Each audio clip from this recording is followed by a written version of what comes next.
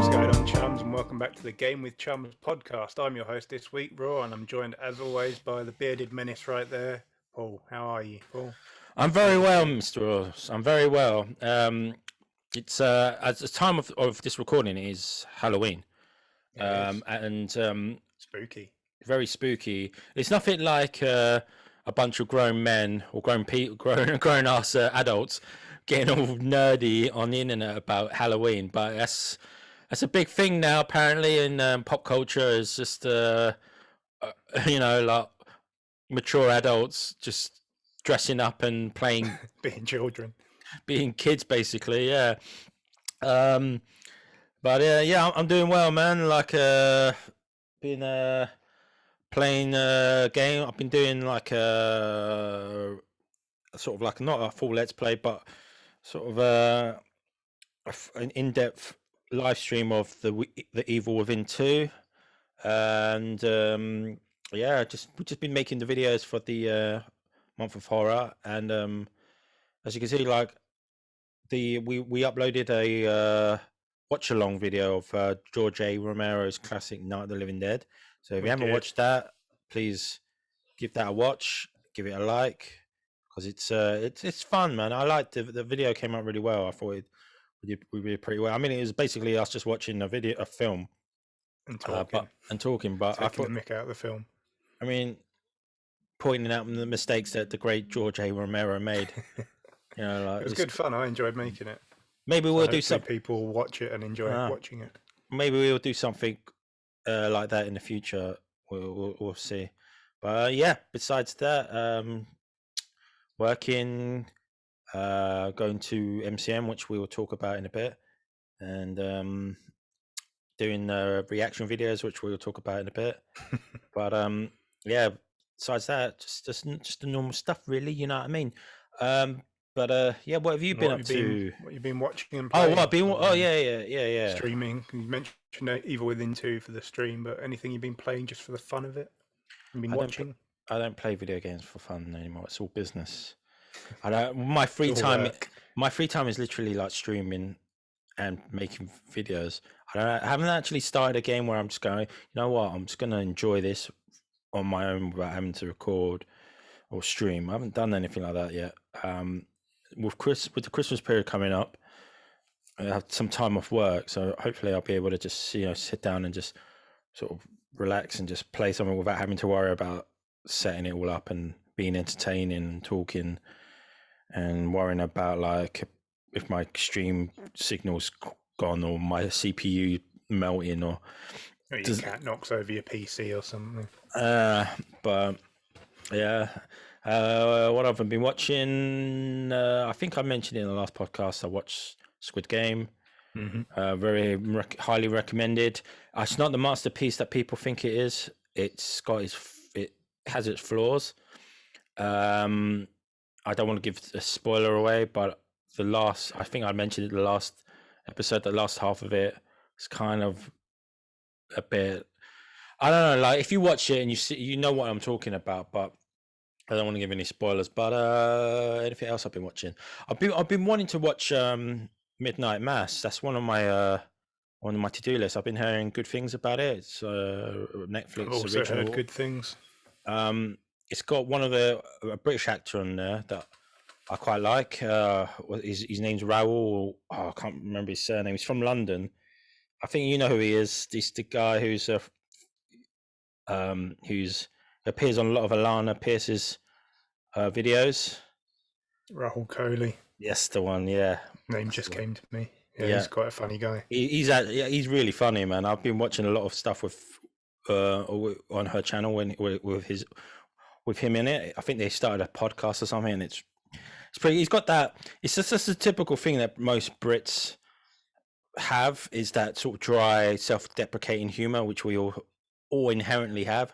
I don't think I've met anyone who's like got this sort of like dour humor that like who doesn't come from the UK that we all seem to share. We all seem to get it. So, and we all find it funny. So, and also linking it to video games to a degree, he was Faz in Gears 5. Oh right, I didn't know that. Quite funny in that. Yeah. Cool. Oh, he's the Very, obnoxious. He's the very, obnoxious yeah, guy. very Oh much like the shit! obnoxious, Yeah. cynical, dry Oh character in that god, as well. yeah, and a bit egotistical as well. The guy Yeah, with the sunglasses. that's right. Yeah, but yeah, I want to get on to watching that. But let me pass that question on to you, my long bearded friend. What have you been watching? What have you been playing? What have you been like doing? Who you been doing? No, I haven't been doing anyone, unfortunately. But what have I been doing? I've mentioned over the last few podcasts that I was rewatching My Hero Academia because I couldn't remember anything that happened in it prior to season 5. I finished season 5 like a week ago, and it wasn't worth it. Season 5 was just kind of okay, but at least it's done now.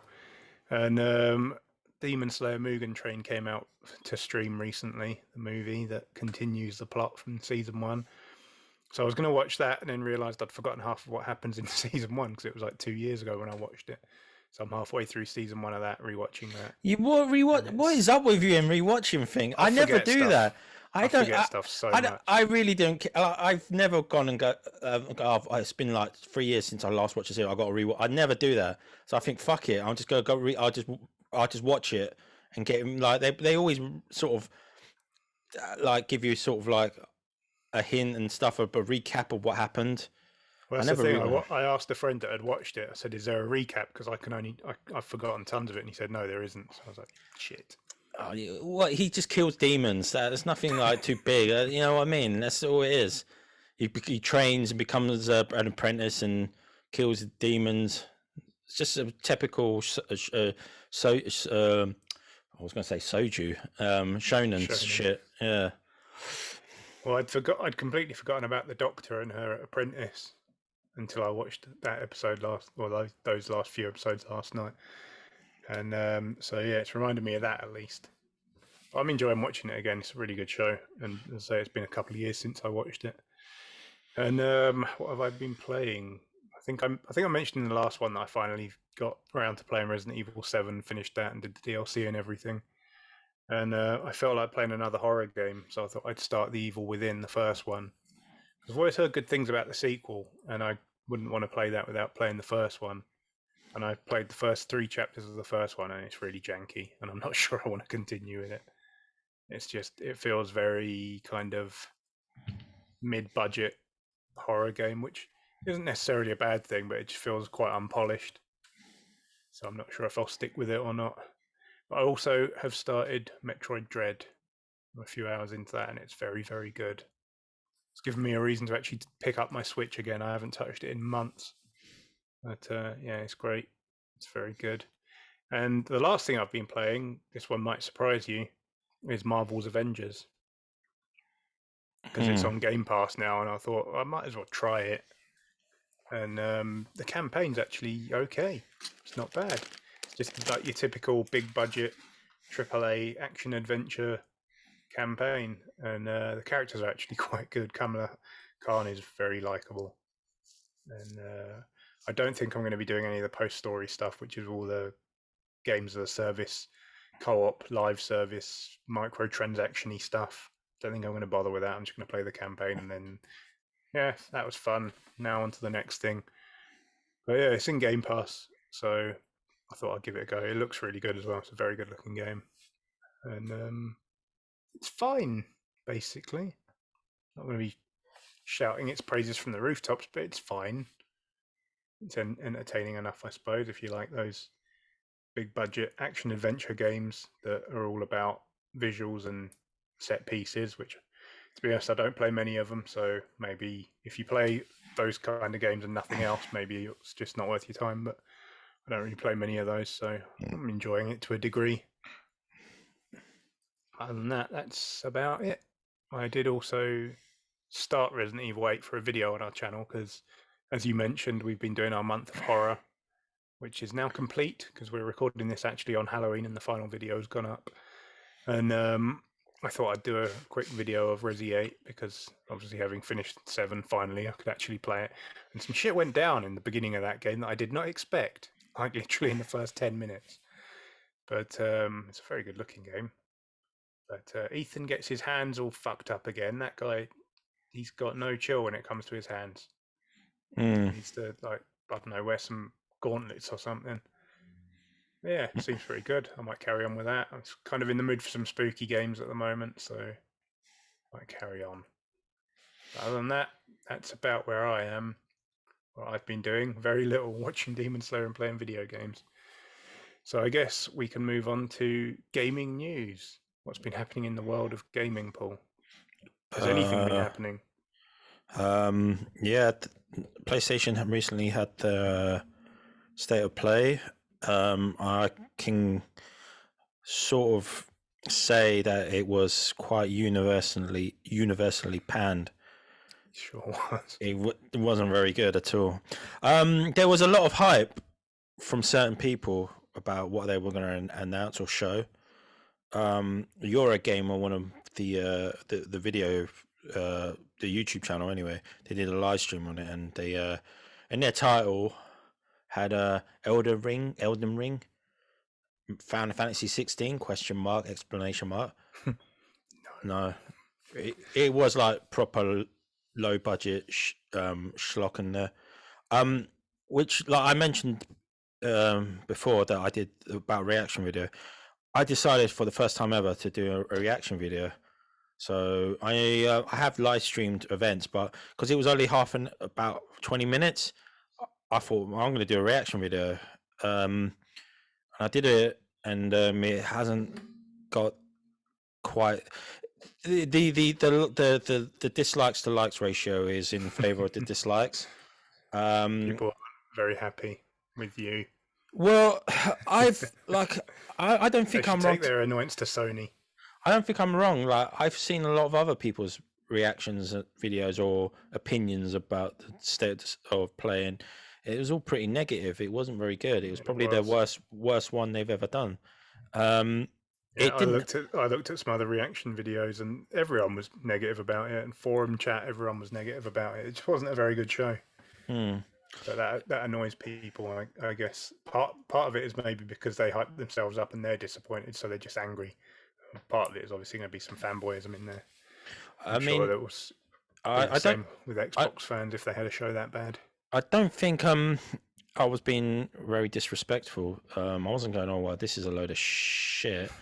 I was just literally just sitting there going, what is this? Like, this is it just, a lot of this stuff was just like proper low budget games that it seemed like they was free to play. So they were like those sort of free to play sort of games that they were releasing, very like sort of low end, low hanging fruit. And the one game that was quite what I was interested in was the new Star Ocean.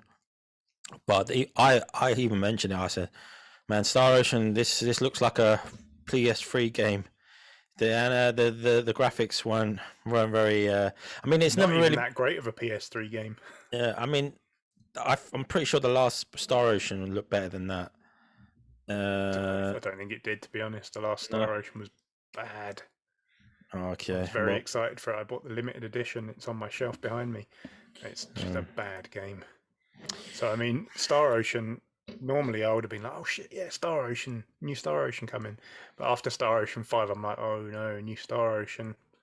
They're going to screw it up this time. It's kind of like they're like the new Tales of, sort of like the sort of cheap looking JRPG. But Tales has like gone up in quality in the recent games, and the latest game has got really good reviews, and the quality and production's gone up. And now Star Ocean is sort of like it sort of replaced them as a sort of like the sort of low end JRPG. If I remember correctly, the team that developed the very first Tales of game, Tales of Fantasia, actually split in two, and half of that team went on to be the Star Ocean team under Enix, I think, before the Square Enix merger. That was Tri-Ace, so they actually started off as them, and the Tales of team were actually started off as the same teams, which is why there's quite a lot of similarities between them. But yeah, Tales of Arise is like, you play that now and you're like, this is a Tales of game? It's mad. It looks so good. And I think Star Ocean is just, I think Tri-Ace are just getting starved for budget.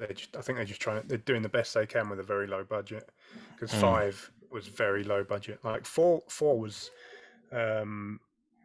timed exclusive to the 360 in Europe and the UK, Europe and the Americas, and it was actually a good looking game for the time, and it still looks quite nice now, but it had a good battle system, but it got derided for some other choices. But Star Ocean 5 is just a bad game, and it feels extremely cheap, to the point now where, like, you see the new one and think, well, they're still not really getting any budget, because it looks like a mashup of Star Ocean, Phantasy Star Online, and Xenoblade Chronicles X, and that on paper sounds quite appealing, but it just doesn't look very good. Like you said it on the video, when you were trying to figure out what it was on the reaction video, you're like, is this Star Ocean? And then you went, why does it look so shitty? I was watching a reaction video back and it just made me laugh. It kind of did look a bit shitty. I was just like, this can't be Star Ocean, is it? And I was like, it looks really shit. I was quite disappointed. And then obviously it was the Star Ocean. I was like, this is not not good. That's the main problem with that state of play, is that was kind of the biggest budget game shown, and it looked pretty bad. Yeah. So, yeah, I don't think people have sort of reacted positively to the video, but that's a problem. Like, I didn't say anything really disparaging. I was just like everyone else, kind of really underwhelmed, because like Sony, they've been known for their big budget AAA games. That's what they've always dangled over sort of Xbox primarily. That they have the Last of Us, they have the Days Gone, they have the Horizons, and the God of War, which are really, really well polished games. Apart, maybe not so much Days Gone, but the like they've been always lauded. They're like the Hollywood big budget cinematic AAA games. Yeah, and watching that state of play, I was just like, well, this is like kind of what you go on about Xbox about, like these sort of like cheap looking, janky, kiddie sort of experimental games. I mean, it had one, I can't remember what was the one about the band, and I was thinking, oh my god, this is so cringe. I can't remember what the game was. It was in the beginning, and they were like, "Oh yeah, are you uploading to Facebook?" I was like, "Oh my god, this is kind of cringe." You can catch all our music here. I was like, "Oh shit," and I was just like, "Oh right, cool." It was very much like an indie state of play, and I don't know if they necessarily communicated that beforehand. They just said third-party games, as far as I can remember. Mm-hmm. Which is why people were thinking, oh, Elden Ring, Final Fantasy 16, blah, blah, blah. And even like before it started, I was like, oh, maybe they'll show a new trailer for Final Fantasy 16. That was kind of the reason I watched it. I didn't think they would, but I thought it's 20 minutes. I'll watch it. What have I got to lose? And it just wasn't a very good show. No, it wasn't very good, man. But I probably will we will do more reaction videos in future. Nintendo Directs, anything that's like not long, like half an hour sort of thing. These little, like anything that's quite long, like the E3s and all that. I'll probably do a live stream of it. But these sort of things, we'll probably do more of them. I mean, you yourself said that you wish you did the reaction video for the gameplay reveal of Halo Infinite. Yeah, which campaign overview, which went up like a week ago now, I think. Yeah, I wish I'd thought of it at the time. Yeah, that would have been really good, because obviously you're a massive Halo fan, and the game looked good. They even took the piss out of themselves, with the Craig brute thing. Favorite. Yeah, I thought, oh, that's well done. Like they got like that sort of like, oh yeah, okay. We'll take it. I'll love it if there's an enemy in there called like the brute Craig. Yeah, I'd just be like, yeah. I think Microsoft did the right thing with that meme. They just fully embraced it. Yeah, they embraced it. Like as soon as it came up, like I think it was Sketch, the community manager at 343, was just like, "Oh yeah, that's Craig." Yeah, that's where the whole name came from and everything. And he was like, "Don't pick on Craig," and they just ran with it. And that's the best way to kill a meme, dead in its tracks, really. If the company just embraces it, because then it kind of loses its venom. It Because let's be honest, it was cooked up to make the game look bad. I mean, the game didn't look great anyway. It clearly looked like a game that was months away from being finished, which it was at the time, and then obviously it got delayed. But you watch that video, you don't even see that frame. You have to be scrubbing through it one frame at a time to find that frame. So the whole meme was all about making the game look as bad as possible, and Microsoft just like embraced it and just killed it dead. I like the fact that they've done that this gen, especially even with the people saying, "Oh, the Xbox, the Series X looks like a fridge." And what did they do? They released a mini. They made a fridge. They've actually embraced it and go, "Yeah, here we go, cool. It's a mini fridge," and everyone's like, "Oh man, I really want one of those." That thing. So that I suppose we could also mention that in the news, because that actually went up for pre-order. Yeah, like a week or so ago, yeah, a little over brilliant. a week, and it disappeared immediately. Yeah. It was just gone. I was actually so tempted. I was like, I don't need a mini fridge, but it looks so good. I kind of want one. It was kind of reasonably priced as well. It was like $89.99. Yeah, I was like, I don't need it, but it's kind of funny. Like, it would be so cool just to have like your beers in your Xbox mini fridge. They were just like, yeah, it looks like a mini fridge, but fuck it, all right, we'll make a mini fridge and sell it. And they made bank out of it, but it's sold out. Before that, they made a huge version. Oh yeah, they did, didn't they? Yeah, as well. Yeah, but their marketing team has just been on it the last sort of year and change. They've just been like, like you can laugh along with you. Yeah, people have been trying to find find flaws with everything and make memes and stuff, and they've sort of just gone, okay, we'll roll with it. We're okay. We'll take that and use it to our advantage, and they've been and it's worked, and that's why it's doing this generation. It's been looking on the up for Xbox. It's like with anything, really, isn't it? If you show that something has irritated you, people latch onto it. So if you just show that you're like, yeah, I can find the humor in it too, people just go, oh, okay, it's not funny anymore now. And it's just like the amount of times I've seen people complaining about Microsoft embracing the Craig meme. Oh, it's so cringe that they embraced this. It's like, no, you're just mad that it's not that they didn't get up in their feelings about it. That's what you're mad about. Yeah, they even showed the new and improved Craig. They were like doing Xbox. Well, like, look who's back. Look how handsome he looks. Made him look all hipstery. Yeah, so fucking hell. It's like they were like there was this meme where like I think they were like how it began, like the first Craig, and how it ended, the new improved Craig. That's fucking brilliant. But yeah, man, it's great. I mean, I'm not really like a guy into meme culture, because like I find some of the memes could be like really poor taste. I don't want to mention anything in particular. There was that event on the film set with it was an incident, and I don't know how these people work so fast, but there was just memes coming out of it, and I was just like literally minutes. It's just like what. I know, like probably like there's been a rumor that Russians and China have their own sort of department where they spread memes around, sort of like that. So, but it just came out of nowhere, and I was like, literally, this just happened. It's like a tragedy. It's like tragic accident has happened. Someone's died, and then literally within a minute, there's memes. And memes. Just like, all right, man, take a day off. I mean, like I don't want to mention names, but we have someone who we know that is quite he who enjoys that sort of thing, and that the person in question showed myself like them, and we have a mutual WhatsApp group, and it was just pouring in, and I was just thinking, oh Jesus Christ, too soon, man.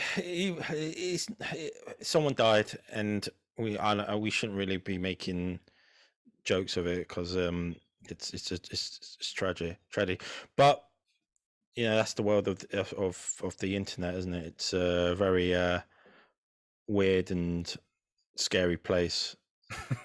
You know, you can get swallowed up by it, man. Like I just want to mention one other thing before we move on. Back in the day, like when it was like when the Series X got released, I entered a competition to win one, and I used our mutual a Game with Chums account instead of my own personal account. Oh, this was the 1X, you mean, wasn't it? The 1X, sorry, yeah. Did I say Series X? Yeah. Okay, 1X, sorry.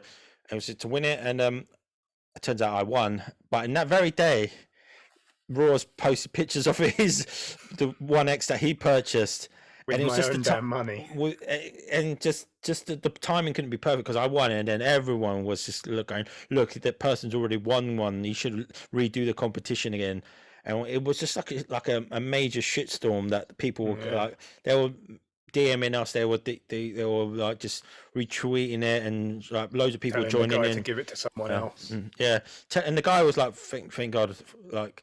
He was just like, no, he won fair and square. Like, so what if he got another one? I was like, no, there's two people who run this channel. Like, there's me and there's Raws, and that's his. But they just didn't seem to want to know enough. They didn't care. They didn't care. It wasn't about that. It was just about wanting some drama. That was really all it was. It was just. And they were like, "Oh, I smell blood in the water. I'm going for it." And they were like, "Oh, look, an influencer gets a YouTuber gets giving YouTubers Xboxes." And I was like 80 subs at the time or something, didn't we? It was like 2017 or something. We had like 90, 100 subs. Yeah, it was just like people were acting like we'd been given one by Xbox because we're big YouTubers, because I posted mine on our Twitter account, and I was just like, I think it was a picture of the box and it just said, "Look what just turned up" or something, and then like minutes later, it was announced on this other guy's Twitter that Paul won the other one. So people obviously started going through our Twitter and found that, and were like, they've already been given one by Xbox. Like, no, I bought that with my own money.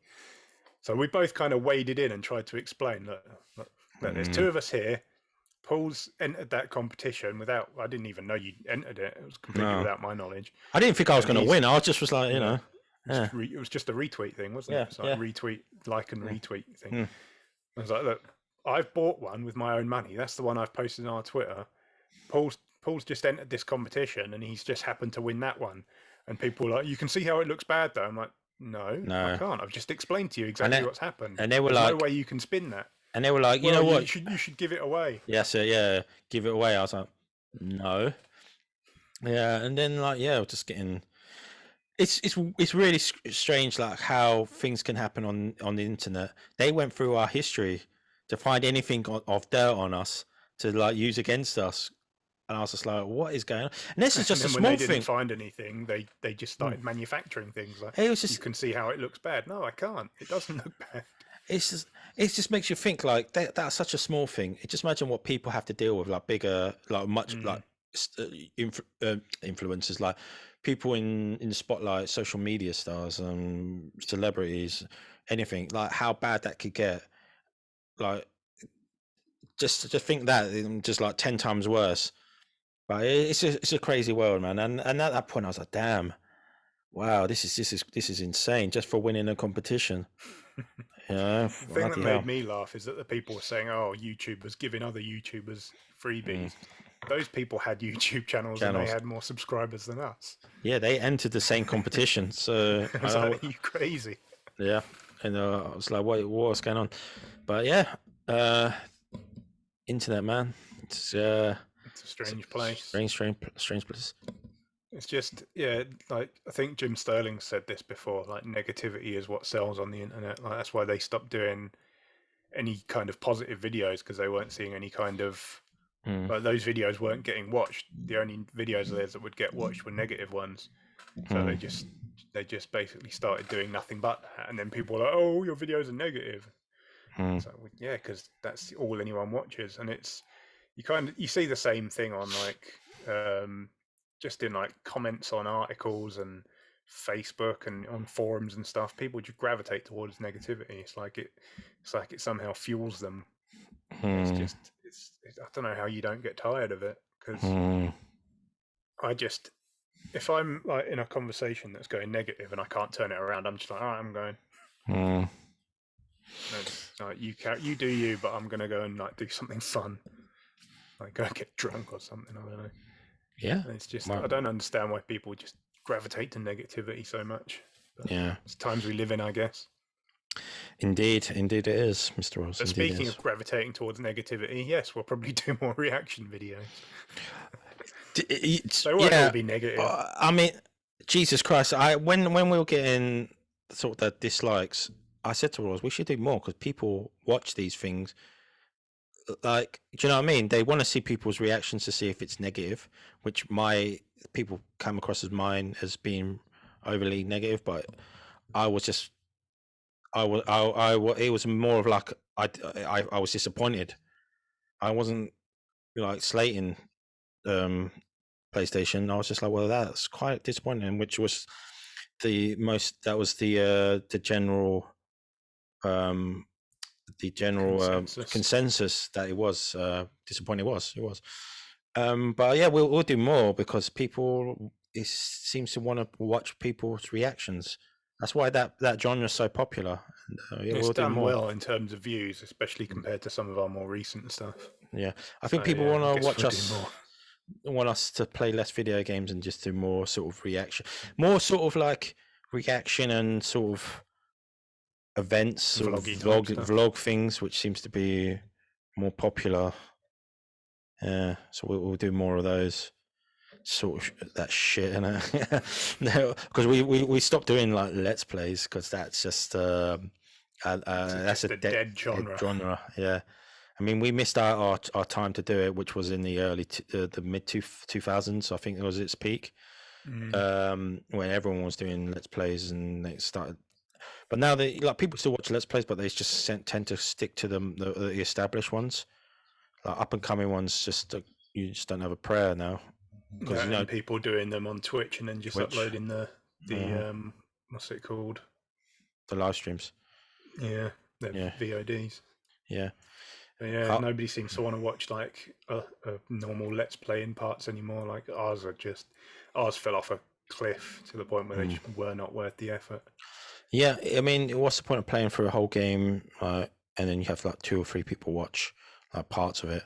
It's just disheartening. So, I mean, we won't let it stop us making videos. Like we will just have to evolve and think of new things, or just sort of ride the wave, man. Because we've been doing it for a while, and if we wanted to stop, we would have stopped when our videos weren't getting that many views. But we're trying new things, so like this podcast for instance, which is does fairly well in terms of on YouTube anyway. On the audio, it does better, I think, because it's on the different platforms. It's on Spotify, it's on Amazon Music now. The only thing it's not on is it's not on iTunes yet, because it's just like I've got to do this. I've got to sign into iTunes. Tim Cook really doesn't like us. That's what it is. It's personal. Yeah. But Tim Cook watched one of our videos once and he's like, no, I'm not having these guys on my platform. Fuck these guys. Not happening. Yeah, they seem like a bunch of drunken hooligans. I've seen these guys, they use Windows. It's not happening. That's not today. But yeah, we'll do more reaction stuff because it seemed to come out well. And I do wish I'd thought of it when the Halo campaign overview came out, because I had some pretty good reactions to that. I just didn't happen to be on a camera. It happened. It would have been really good for you to do that one. Yeah. Yeah, because I do love me some Halo, and I've played both of the multiplayer flights so far, but the campaign is what I'm really waiting to see more of, or was waiting to see more of, and it looked great. And I wish I'd thought of that, but now I guess I have to think ahead in this sort of mindset of what we can react to, what will be. We don't want to just start doing random crap like reacting to, I don't know, hot chili sauce that I bought at the supermarket or something stupid like that.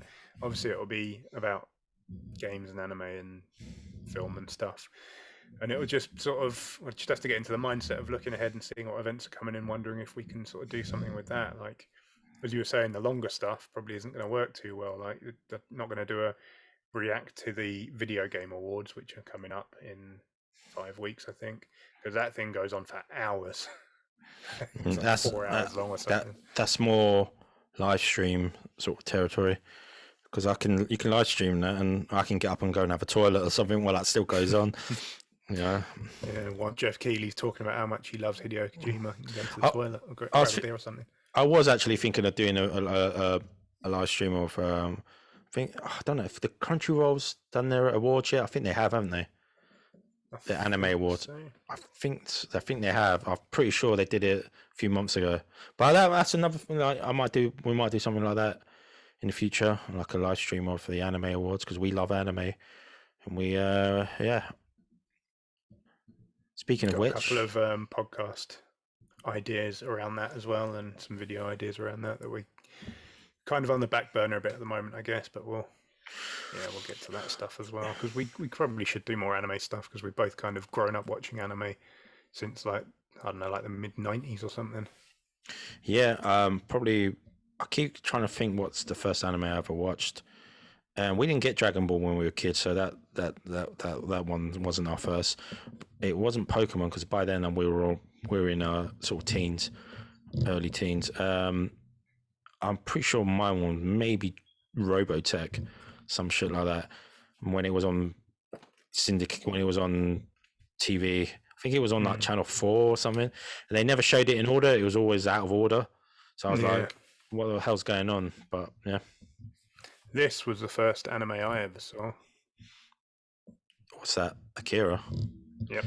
For the audio listeners, he's holding up a Blu-ray of Akira. Obviously, it wasn't the Blu-ray; it was on channel. You remember years back? Like it must have been sort of early. I think it was the early 90s, like maybe like 92 or 93 or something. I was like 8, 9 years old, and they put it on late night one night, and I remember they advertised it one evening, and it was actually my dad went, "Oh, Akira," and me and my brother were like, "What's that?" He was like, "Oh, I've heard of it. It's this Japanese cartoon about motorcycle gangs and stuff." And we kind of like ended up begging our dad to record it for us, so he recorded it on a VHS for us overnight. And then we watched it the next morning, and he was like, "Oh, I don't think I should have let you watch this." It was quite violent and gruesome, and had boobs in it. But yeah, that's the first anime anything I saw, and I was about 8, I think, and grew from there. Yeah, but yeah, we can do a podcast about our life with anime. We can do various podcasts. We can't just do one and that'll be it. I mean, like the Trash Taste Boys, they're supposed to be an anime podcast, and they barely talk about anime on that. Anything but. Yeah, so but we can do more than one. It doesn't just have to be the anime episode. It can just be a part of our experiences with anime and shit. But yeah, I think cool. Like well, speaking of vlogging, I guess, because we kind of touched on that a bit, doing live events and stuff. You went to MCM last weekend. I did indeed. Yeah, how you didn't go. I mean, I watched the video, so I know the answer. But how was it? You didn't go. You too scared. Too scared. To be honest, like you could have come. It was quite spaced out. It wasn't as a cluster packed in like sardines like it normally is, because they had less stalls, sellers, dealers, whatever you want to call them, there than I've ever seen. Most of the big names weren't there, such as Square Enix wasn't there, Manga wasn't there, and all the anime.com wasn't there. That's crazy to me. Basically, always there. Tokyo Toys wasn't there. Basically, all the big hitters. What was there? Was there anything there? Mate, there was barely anything there. Like, not even like any of the Disney, Marvel stuff weren't there. You know, Nintendo normally have a store there with they have a section there. That weren't there.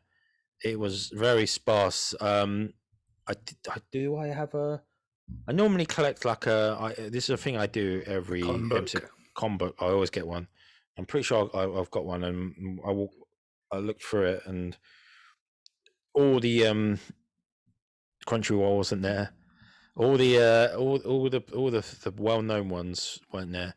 Was it literally just like an empty hall and just people walking around? Because that's what it sounds like. It felt like it at some points, because they use in the Excel Center. They use the whole center because it's that big now. I remember like they used to use like half a hall or something back in the day when they first started. then it sort of expanded because there were other events that used to go on there as well. But it just got so big that they had to use both hangars to hold it. And these hangars are huge; they're massive, man.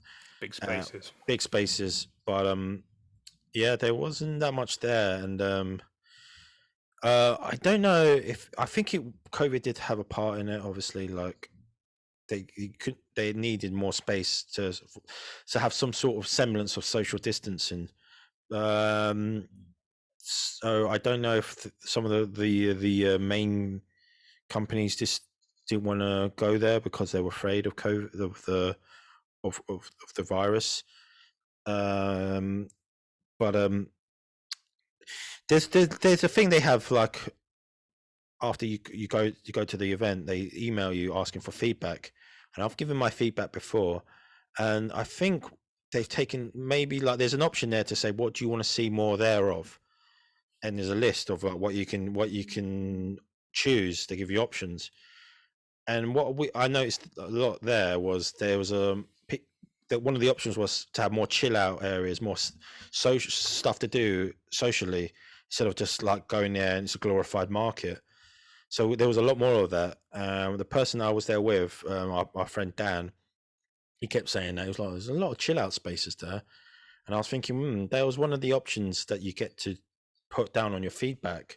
So maybe people wanted it to be more of like a sort of social gathering, yeah, social thing going where on. people with these sort of mutual hobbies can meet and sort of talk and make friends, and you know what I mean, instead of just going there where it's just it does feel like sometimes you go in it's just a glorified like place market where you spend your money, and maybe that's what they wanted to move away from that and sort of embrace more of the social aspect, the making friends and stuff, which kind of defeats the point of social distancing. But yeah, there was a lot more of that, places to sit, to hang out, to play card games, to just basically relax and stuff like that. I will say one thing I have always thought, and never really given it that much thought, to be honest, but there generally is never enough places to sit if you just need to sit down for a minute. There still wasn't. What we always used to do. Still wasn't. Well, we still sat on the floor. Yeah, because what we always used to do is if we'd take a break, we'd just do it when we were going to go and get something to eat or get a beer or something, and then sit at like one of the food vendors or bars, because there really weren't anywhere to sit within the con space. So I can kind of understand people giving that feedback and saying I want somewhere I can just sit down for 5 minutes. But from watching the video you guys made, it does kind of look like that was like half of it was just places to sit. Yeah, we still ended up sitting on the floor because there was nowhere to sit. By the rubbish. By the rubbish. Yeah, and cool. Yeah, there was a period where we this is what we do.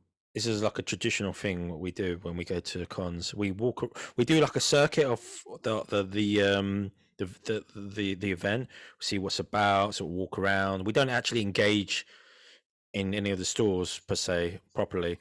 We walk around, we see what's about, we sort of get our bearings, then we get a beer. We did that, and we went to the bar. Not the one in the center of the Excel. There, we went to one of the pop-up ones.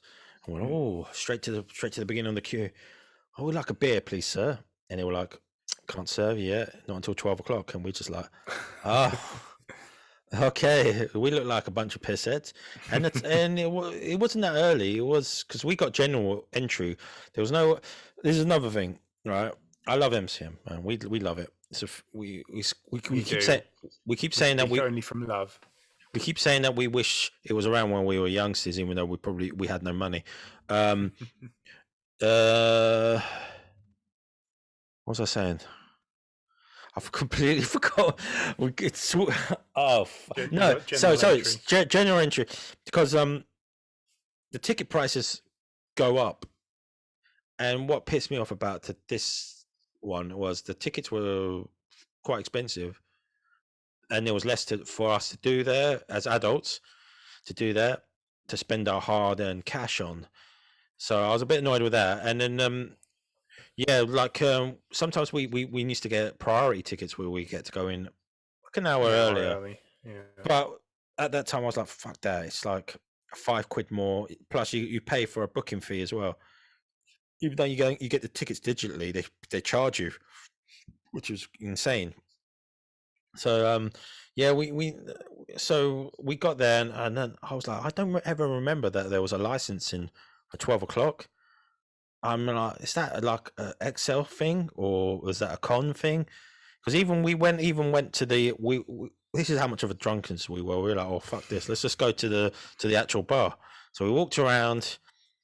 It was like 7 minutes to. Went to the bar and I'm like, oh, no, I can't. It's 12 to. It's like, gee, it's like wow. I don't remember. I don't remember there being like a time like to sell alcohol, because like maybe we just haven't come up against it because it would usually have taken longer to do the rounds because there would have been actual stuff to look at. possibly Maybe it's just the fact there was less to look at this time that you kind of got around it quicker. Yeah, I mean, like here in the UK, like we got the 12 o'clock rule is gone. That used to be a rule when we were younger. I do remember like pubs couldn't serve until 12. That's gone now. They serve when they're open, which sometimes is 10 or 11 o'clock. It doesn't matter, or even 9. Like Weatherspoon's open, they have their breakfast, and people go in there and have a beverage at 9 o'clock. It's crazy. For like English and a pint. Yeah, they do that. It's done. Like, so I was just like, where does this fucking 12 o'clock rule come from? Just give us a fucking beer, otherwise I'll go crazy. But no. But we waited, and then we got the beer. But it is like we have like traditions when it comes to cons, don't we? We do have that. We have to walk around. We get I get the I like to get the con book, whichever con we're out. I like to get one just to collect it. Get the beer, then we do a circuit, get another beer, and then we get something to eat. It feels good. I just like to walk around and just get the sort of soak it in a bit. But like when there's little there, it's a bit hard to sort of take it. It felt like a budget one. I mean, like we've been to a few cons. Like I always keep saying that London should have a big anime convention. We don't have that. We have MCM, but that's more of a mix of Western and Dungeons and Dragons, Marvel, DC, Disney, bit of everything, basically. Bit of everything. Big nerd culture. Big mishmash, Doctor Who and all that shit. Which is good. I like it. Don't get me wrong, but I always think we should have one like they do in the States, where they have one called Anime Expo, which is just pure anime. I would like to have that here in the UK. It's always something I think we've lacked. We should have maybe we should write to Anime Expo. Go, hey, why didn't you think about opening one here in UK? Come on. Yeah, like open one in Europe. Like there's a big market for it clearly. So you'll make a lot of money, and it'll be good to have like a bit more competition for MCM. Like they can use the Excel Center, obviously. Like this, that's a good venue. Good transport links, but I really think there should be just like a pure anime one, because there is one in London, but it's very small. It's London Anime and Gaming Con, which is held in the Metropolitan University in North London, which I quite like. I like the sort of the intimacy of it. We're fans. We go every year. We obviously didn't go this year because they had it in February. Was it in February or was it in July? It was in July, and it was just like a couple of weeks after when all the lockdowns were lifted. I kept thinking, I was like, that even for me, I was like, that's too soon. That's too soon. Can't have it. Push it. They should have pushed it back, because I would have went then, maybe, like if it was like now in November. But I was thinking, no, that's way too soon. No, straight after lockdown, like a week or two. I'm not risking it. I mean, yeah, it's one of those things. Like I think there should be like a pure. Well, I mean, there's Hyper Japan, but that's more of a celebration of Japanese culture. So it's which we're also fans of and go to every year. So why expect if there's a conventions or anything we're interested in, we'll go to it. We're willing to spend like however amount of money to get in, how many amount of money to pay for the beer, the merchandise and stuff. We'll spend. We do look to spend We turn up and support them when they Support, come. yeah. Like pre-COVID, our year is basically like MCM twice, LAGX twice, Nice. and Hyper Japan twice, and then anything else that might pop up like Resd or go to as well. EGX So or we something tend like to EGX. So we tend to go from anywhere from between like 5 to 8 conventions a year, and it's been hard to go to none. Like I've been to none for the last one I went to was LAGC at the beginning of 2019. 19. Was it 2019? It was, no, it's 2020. No, it was 2020, wasn't it? 2020. It was like February 2020 was the last con I went to. That was a good time. Yeah, not far off 2 years ago. That was LAGC. And obviously I didn't go to MCM this time. It probably would have been fine. Like it sounds like they managed it quite well, which you can probably speak about in a minute. But I because I have like underlying health stuff that I just don't want to take the risk. But booster shot next week, so LAGC, I'll be there. But yeah, what was it like going to a convention kind of still in the midst of a pandemic? How did they handle it? Oh, that well, huh? That well. They did send emails, which I don't think. Like I didn't read until like the like till like 2 days before. I knew you would have to show some sort of, you had some vaccination. They're like, well, we want to see that you're fully vaccinated or you've had the COVID test that's proved negative. You want your passport, digital passport, which I was like, oh shit, didn't know you need that. So I signed up for it. I got it, so it shows that I've been, like, I'm okay and stuff and all that. So I got that downloaded. I was like, yeah, sweet. So I was like, sent message to the people I was going with. I was like, have you got any of that? And they were like, what the hell's that? One of us got that. One of us got that all sorted, and the other one was doing it while we were in the queue. So I was like, oh, Jesus. Was that Dan that was doing it in the queue? He was, yeah. But he was like, oh, I got my double jab certificate. That should be all right. I was like, yeah, it should be. But I got it both anyway, just in case. I was like, it's better safe than sorry. They looked at the double stamp. Well, they looked at my COVID pass. They were like, yeah, they didn't scan the barcode or anything. They're just like, yeah. So I was like, oh, okay. And that was basically it. And Dan just showed his double pass. And it was fine. Go in. Queued up. They were a lot more thorough with your bag checks, though. There was like about 3 or 4 bag checks that I had to go through. And plus you had to go and get, they gave you a wristband, but they also gave you God, what are those things called again? A lanyard. Lanyard. Yeah, they gave us a lanyard, so we got a cool lanyard as well. So that's the first time I've ever been to one where they're giving you a lanyard. I was like, hey, look at that, cool. But yeah, there were like 2 or 3 bag checks. I was like, yeah, okay. They're clamping down hard on your bags, but not on the COVID thing. So obviously, like, I was wearing the mask and stuff while I was queuing and shit. So, but yeah, there were like hand sanitizers everywhere. So we used that a lot. And but it wasn't. There was never a time where we were like this, shoulder to shoulder. We've been to one where we were just like packed in. Remember that one? It was about 5 or 6 years ago. That one year we went on a Saturday, which we usually didn't. We usually would go on a Sunday, so it'd be a bit calmer. But we were like, it was just when it was starting to get big as well, like when it was really starting to explode, and we thought, let's go on the Saturday.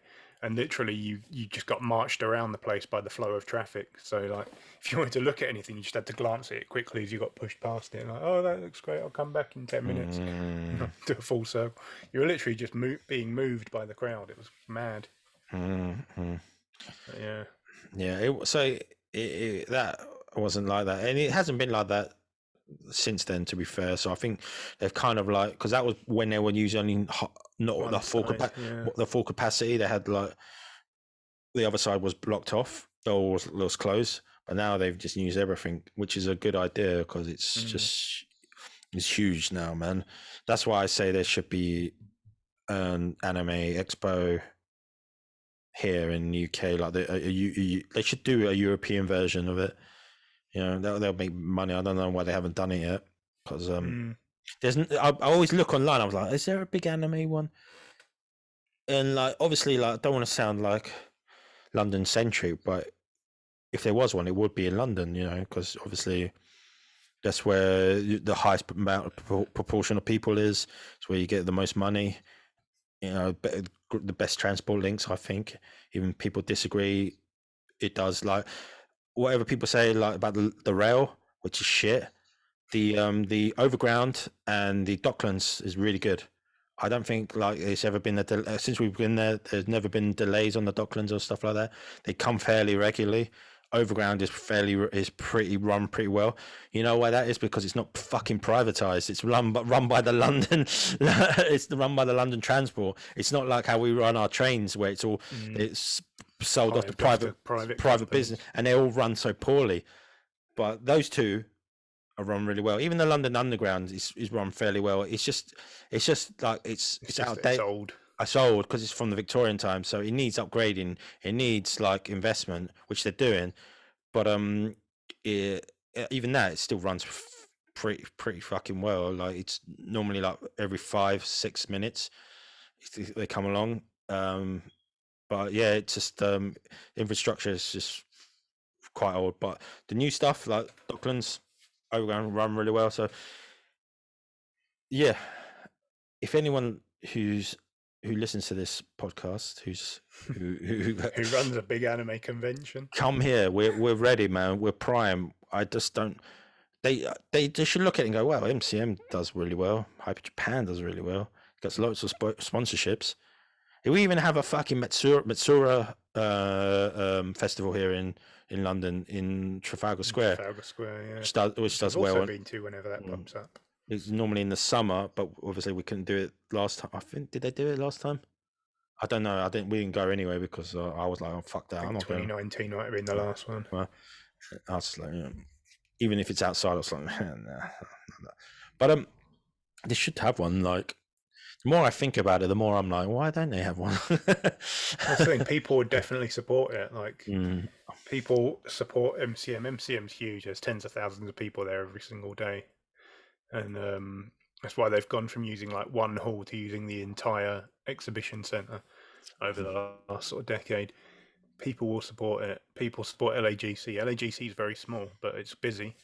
Like for its size, it's busy, and it does sell out on Saturdays. Yeah, it's a small venue. It's a small event, but it always sells out on Saturdays. It's always busy, and people will support this stuff. So someone do it. I do wonder if people have looked at it before and gone, "Oh no, we'd be in competition with MCM." But I think there would be enough differentiation between like purely anime. Pure anime one would that would stands out from MCM because MCM's about all sort of alternative culture, like pop culture. It's everything comics, Doctor Who, like I said before. A lot of British like sort of stuff in there as well, you know, like Lord of the Rings and Harry Potter and all that. So Doctor Who, like I said before, it's good, and but having a pure just like anime one would be really good. It's one thing we're missing. That's one thing we're missing. I think they're missing a good opportunity there. I mean, they can have it there at the Excel, or they could do what Hyper Japan does and have it at the Kensington Olympia. There's good venues, man. Yeah, it's a global city. There's somewhere you can hold it. There's like they've even had Hyper Japan at the O2, which was done badly. It was great. The queuing to get there was done so badly. So bad. So that's why they've never had it there again. But there are options, man. You know, we've got many great arenas and places that you can have it. Like even stuff in the Olympic Park as well. Like Xbox's XO19 was in the Copperbox Arena. Yeah, in the Olympic Village. You could do Park. I mean, plenty of places to do this stuff. You don't have to necessarily immediately go to XL, but I mean, build up to it. EGX, like they've gone to XL now. Even they were in Birmingham, and they were like, you know, this is in Birmingham, so let's get out of it. But they used to do it in the old Earl's Court, which was great. That was my favourite venue for events. That was really good. Earl's Court. Yeah. It was just a big open space. Basically, it was so well laid out. I miss Earl's Court a lot. It's one of those things. Hyper Japan also used to be. That's right. Yeah, I think that was one of my favorite ones. I think I had one of my best ever Hyper Japans there. I think it might have been one of the first times we went, and we were just like sitting there like for hours. Even like when it was winding down, we're just gonna take as much as in. There was people going around in their little backpacks with the beers and stuff like that. Like so everyone was just like, "This is it, man." It was like the smells, the atmosphere, the general like sort of like vibe was really like chilled and like it just felt really good. You know what? You get those feelings sometimes, and you're just like, oh man, I could just chill here and relax. This is so good. You just had that stupid smile on your face. It's just like, yeah, this is good, man. This Chilling, is my people. having a beer, listening to the people perform on stage. It was great, man. That was one of the best. I've missed all that for the last year and a half. Yeah, I mean, like even the dodgy cons still at least have a touch of that atmosphere that you can drink in. I've missed it all, not going for. I mean, it'll be 2 years by the time I go to the next one. It'll be LAGC in February, I guess. Yeah. Next time I go, so it'll be 2 whole years without conventions. When, as I say, we usually do sort of like 5 to 8 a year. So yeah, missed a lot. Yeah. It's I'm looking forward to like the return of some sort of normality, even though it seems like we're going to probably have to live with the virus for the rest of I don't know for how much time. It's going to be one of those things where we're going to have to live with it for like sort of like the flu sort of thing, which is a pain in the ass, but it's one of those ones that it is flu-like, so it's just going to probably be with us for God knows how long. But yeah, it's just like it's like I was saying, like I can't wait to go back and just sort of enjoy these things. I don't think Hyper Japan are having an expo this year. They have 2, like you say. They have the summer one, then they have the Christmas market, which is a nice touch. I think that they normally do that in November, and I think I prefer that one over the summer one. There's something about it when Japan do Christmas. It's just something different. But they used to do it slightly weird about it. Yeah, they did it. They used to do that in the Tobacco Docks in East London, which is in Wapping or something like that, I think. Which is not a great venue to go to when it's cold. It's not great. It's quite because it's open. It's like 2 floors, and it's like got like in the middle. It's like an open top. But when you get into it, it's good. But yeah, I was like, it'd be perfect if the venue was different. But it was one of those ones where they had to split it into, especially on Saturdays, from the day people to the afternoon. And I remember we got the day ticket, so we didn't have to leave. And then we just was like, well, let's just go. The place is empty. Let's just go and grab some beers. So we just grabbed some beers and we just sat down. Watching all the people file out, and we were just like, yeah, yeah. See you later. Sucks to be you. Yeah, we've got beer.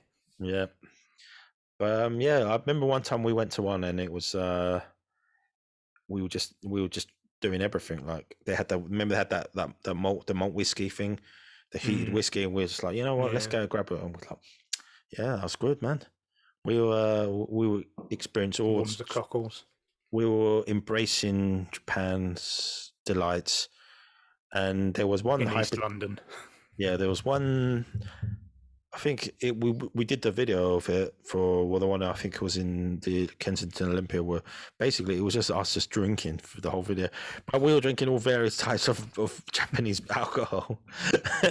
I just looked back at that video, I was like, we didn't actually do much. It's because, and I'll be honest, that actually wasn't a great Hyper Japan.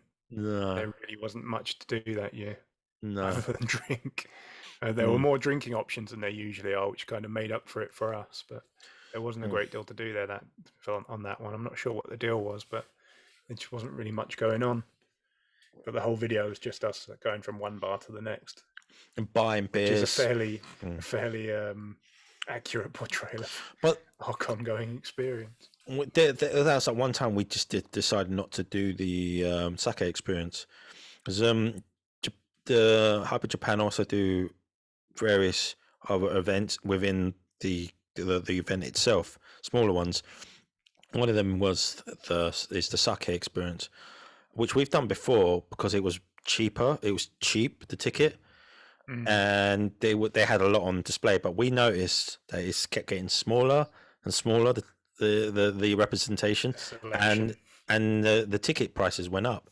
So we were just like, well, we're paying more for less. So we decided that one time we're not going to do it this time. We're not going to fall for it. It was like 30 quid or something that year. Yeah, it was like the same, probably more than it was more than the actual ticket itself to get in. So it's just like, why are we paying that? So we went, and then we walked past it, and it was like literally like 4 or 5 tables. Remember, it was just like it used to be about 15. It used to like go. It was like a circular. You had to go around in a big circle, like start at the beginning, work your way all around until the end, to where they sold their products. And each table had like about 4 or 5 different variations of the sake for that particular company. They'll give it to you, and they'll refill it. Yeah, but I noticed like we went there once, and they were just poured a little tiny drop. I was just like, tiniest taste. I was like, and we're like, the tip of your tongue. And we're not like going, give us more. But you come on, like you don't 20 quid for this. Yeah, you got like tons of stuff back there, man. Come on. And then they were like, just this tiny bit, and then they were like, yeah, move it. If you want me to buy a bottle of this, you're gonna have to give me more of a taste. And they were just like, okay, you can move along. I was just like, even wine tasting, they give you the fucking half a glass, you get to taste it, but they were just like a little tiny bit. I was like, so at that point, we were just like, we're not going to do it this year, which I think we were justified, because we looked at the tables and it was very little there. Very little there.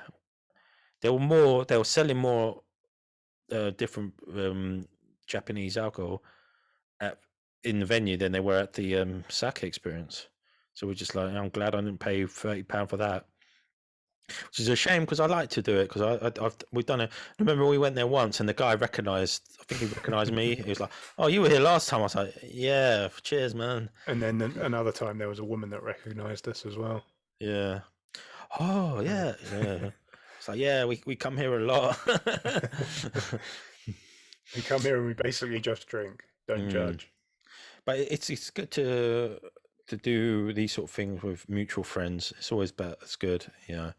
We got like a group of people, like a group of people normally go with us. Sometimes there's some other people who go who just are curious about it.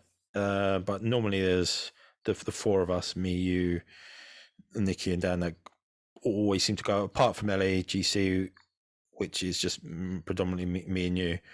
Because Dan and Nikki ever been to that? Dan's been to that once. Remember, and he said it was shit.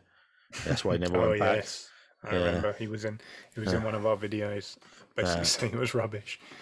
Yeah, I was just like, it's fair enough. It's not for everyone. I mean, it isn't amazing, but it's a day out, and it's sort of around the atmosphere and things you like, so it's still enjoyable. It's one of those ones that has the potential to be bigger than what it is currently now, I think, because I think it's going to outgrow that particular venue. I think because it's a university, they get cheap rent on using out their facilities, so that's what's probably keeping them there. I keep thinking to myself, you just need a bigger venue.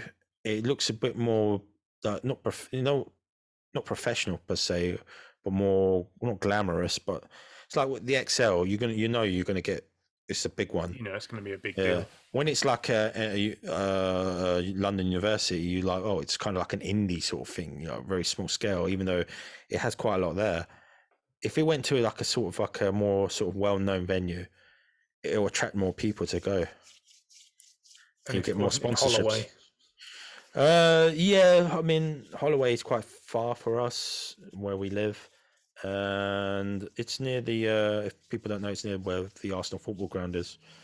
But if it was somewhere central east, it'd probably do better. I mean, like, I don't think anywhere in central London has a big place to hold a venue.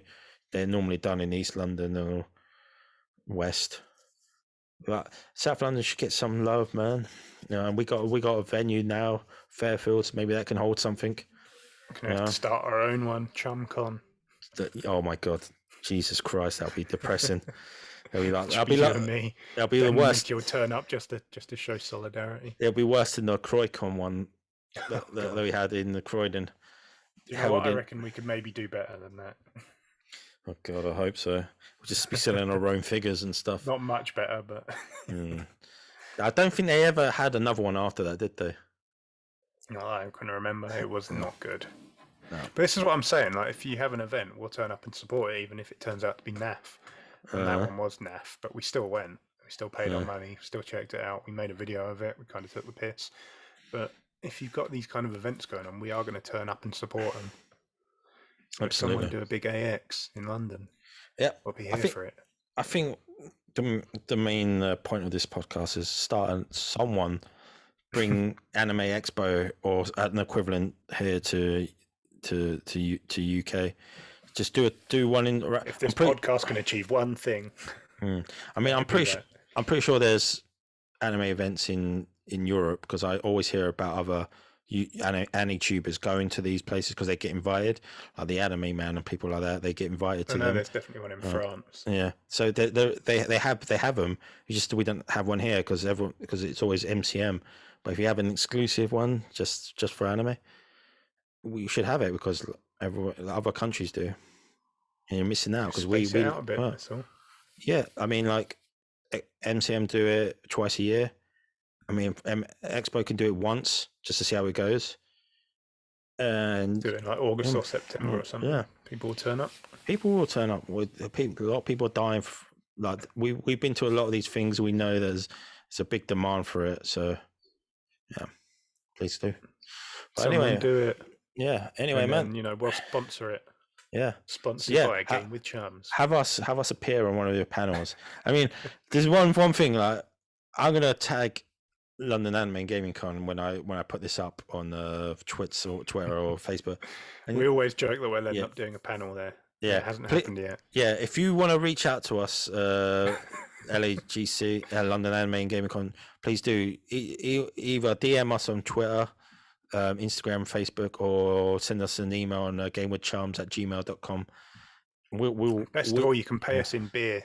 We don't have to give us money. Just give us a free beer, a free bar. We'll go on there. We'll go on there fucking hammered.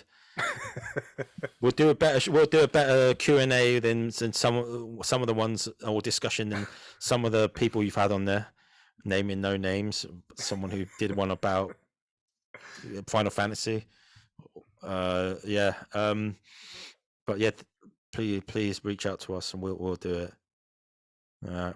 But I think we'll be going on for a bit, Mr. Ross. I think that's gonna do us for today. The main thing I wanted to discuss really is how MCM was still in the midst of a pandemic. It was discussed that to death. It was. I'll give my final verdict. Let's give us a score out of 7. Out of 7, just to be weird.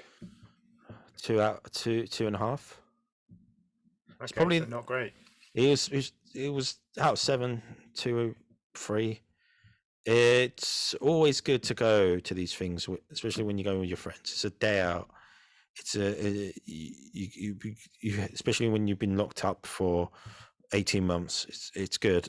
It was a lesser one. It was like on a scale. If I was to do like a trilogy, like a top 10, it'll definitely be at the bottom, just purely because it wasn't what I've come accustomed to going to MCM in terms of what they had there that engaged me personally. Even without the big stores there, they didn't have any of the smaller stores. They didn't have any much gaming. They normally have there's a company who goes to London Anime and Gaming Con as well. The retro game place, I can't remember the name of it, but we always go there and buy some stuff from them. Yeah, and I can't think of their name. They weren't there this year. It just felt very like we have been through a pandemic, and people didn't want to set up stores there. But hopefully, it'll come back to some sort of normality. It'll come back to normal, and people will start going there again. Let's hope so. They paid £295 for it to see Tom Huddleston, but yeah.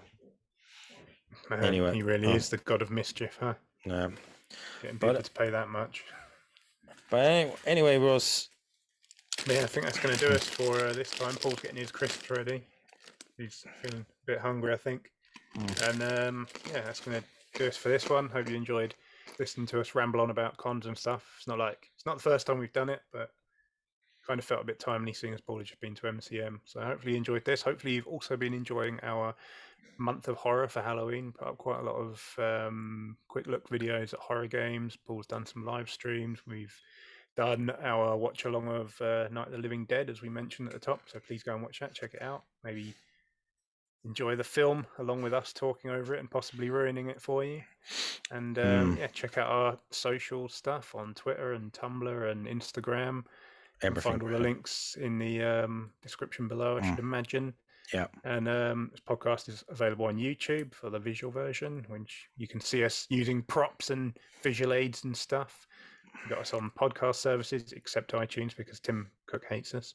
And this happens every couple of weeks, so come back in a couple of weeks for the next one, and we'll see you then.